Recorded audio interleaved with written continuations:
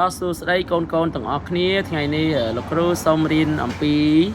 ស្រៈនិស្ស័យគឺស្រៈអាបាទស្រៈនិស្ស័យគឺស្រៈអានេះណាបាទនេះស្រៈអានេះអញ្ចឹងយើងថ្ងៃហ្នឹងយើងរៀនប្រកបយកស្រៈអាមកប្រកបជាមួយនឹងជួនជាអ្នកកខចបាទឆអញ្ចឹងទៅបាទអញ្ចឹងកដាក់ស្រៈអាអានថាកានេះកស្អាកាខដាក់ស្រៈអាខាចដាក់ស្រៈអាចាឆដាក់ស្រៈអាឆាបាទអញ្ចឹងកាខាចាឆានេះស្រៈអានេះតាគាត់កាន់ស្រៈអាបាទអញ្ចឹងស្រៈអាយើងគូសទាញពីលើមកចែហើយយើងគូសចុះមកក្រោមបាទអញ្ចឹងឧទាហរណ៍ថាក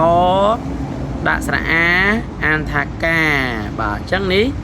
កាគឺកាតផឹកទឹកនេះគេឆាណានារីម្នាក់ហ្នឹងឆាម្ហូបហើយនេះឆ្មាបាទណាឆ្មា